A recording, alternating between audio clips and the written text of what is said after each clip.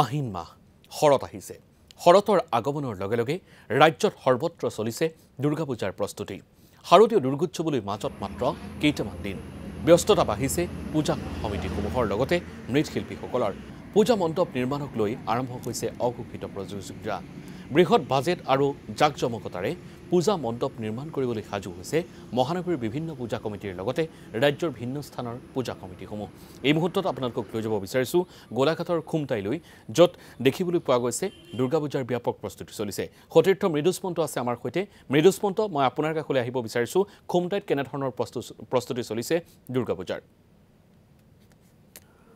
হয় চাওক, শৰতৰ আগমনৰ লগে লগে শাৰদীয় দুৰ্গোৎসৱ উদযাপনৰ বাবে এতিয়া উখল মাখল পৰিৱেশ ৰাজ্যৰ সৰ্বত্ৰে। আৰু ইতিমধ্যে শৰতৰ আগমন বুলি ক'লে যিহেতু ৰাজ্যবাসীৰ মন উখল মাখল লাগে, আৰু দুৰ্গোৎসৱ বুলি ক'লে উজনি অসমৰ বিশেষকৈ চৰ্চিত হয় দেৰগাঁও। আৰু আপোনালোক যদি কেদাৰনাথ যোৱা নাই তেন্তে এইবাৰ কেদাৰনাথ চাব পাৰিব উজনি অসমৰ এই দেৰগাঁৱত। আৰু দেৰগাঁৱত কেদাৰনাথৰ আৰ্হিৰে নিৰ্মাণ কৰা হৈছে পূজা মণ্ডপ। আৰু আমি চাওক, প্ৰতিদিনে আমাৰ দৰ্শকসকলক দেখুৱাইছোঁ, এয়া চাওক সুউচ্চ মণ্ডপ প্ৰস্তুত কৰা হৈছে কেদাৰনাথৰ আৰ্হিত। আৰু যিসকলে কেদাৰনাথ চাবলৈ যথেষ্ট ইচ্ছুক আৰু সেইসকলে এইবাৰ কেদাৰনাথ চাব পাৰিব এই উজনি অসমৰ এই দেৰগাঁৱতে। আৰু চাওক, কেদাৰনাথৰ আৰ্হিত যিহেতু সুউচ্চ মণ্ডপ প্ৰস্তুত কৰা হৈছে, বহু লক্ষাধিক টকাৰ বাজেট প্ৰস্তুত কৰি এই যি দেৱগ্ৰাম দুৰ্গোৎসৱ, আৰু প্ৰতি বৰ্ষতে এই পূজা উদযাপন সমিতিখনে যথেষ্ট ব্যতিক্ৰমীভাৱে মণ্ডপ প্ৰস্তুত কৰে। আৰু বহু লক্ষাধিক ইয়াত লোকৰ যিহেতু সমাগম, আৰু উজনি অসমৰ পূজা বুলি ক'লে চৰ্চাত থাকে এই দেৰগাঁৱৰ যি দেৱগ্ৰাম ৰাজহুৱা দুৰ্গোৎসৱ। আৰু এইবাৰ চাওক, কেদাৰনাথ যিসকলে যাবলৈ ইচ্ছুক আৰু যিসকলে আজিলৈকে কেদাৰনাথ যোৱা নাই, সেইসকলে এইবাৰ দেৰগাঁৱতে চাবলৈ পাব কেদাৰনাথ। আৰু আমি কেদাৰনাথৰ আৰ্হিৰ যি মণ্ডপৰ যি প্ৰস্তুতি, আমি পৰিৱেশটো প্ৰতিদিনে আমাৰ দৰ্শকসকলৰ বাবে লৈ আহিছোঁ। চাওক, এই ভিতৰত যিসমূহ দেখিছে ইয়াতে খুব সুন্দৰভাৱে অংকন কৰা হ'ব কেদাৰনাথ মন্দিৰটো যি ধৰণে আছে সম্পূৰ্ণ সেই একেধৰণে এই কেদাৰনাথৰ আৰ্হিত এই মণ্ডপটি খুব সুন্দৰভাৱে আটক ধুনীয়াকৈ সজাই পৰাই তোলা হৈছে। আৰু এয়া হৈছে প্ৰতিদিনে আমাৰ দৰ্শকসকলক দেখুৱাইছোঁ। আমি কথা পাতিবলৈ যত্ন কৰি উদযাপন সমিতিৰ বিষয়ববীয়াসকল আছে। এইবাৰ দেখিবলৈ পোৱা গৈছে দেৰগাঁৱতে কেদাৰনাথ চাবলৈ পাব ৰাইজে, আৰু আপোনালোকে খুব সুন্দৰভাৱে আয়োজন কৰিছে। কেনেদৰে আয়োজন কৰা হৈছে, কি কৰা হৈছে?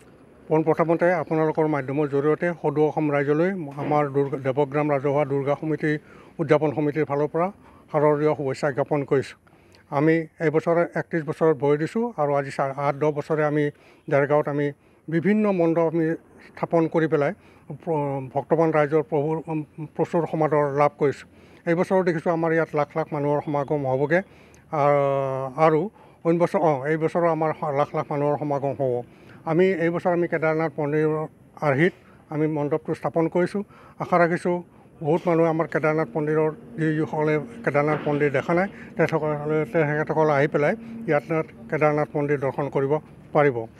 আৰু এইবছৰ ইয়াতে আৰু এটা কথা আছে, এইবছৰ আমি সাংস্কৃতিক সন্ধিয়াৰো আয়োজন কৰিছোঁ। জে.পি. দাস ডাঙৰীয়া তেখেতে আহি পেলাই ইয়াত আমাৰ সংগীত পৰিৱেশন কৰিব। আৰু আমি ইয়াত যিটো পূজা পাতিম, চৰকাৰৰ যিটো নিয়ম নীতি আছে, সেই নিয়ম নীতিৰে আমি সুন্দৰভাৱে পূজা পাতিবলৈ যত্ন কৰিম। দেৰগাঁৱতে এইবাৰ কেদাৰনাথ চাবলৈ পাব মানুহে, ভাল লাগিছে। এইবাৰ দেৰগাঁৱতে কেদাৰনাথ চাবলৈ পাব।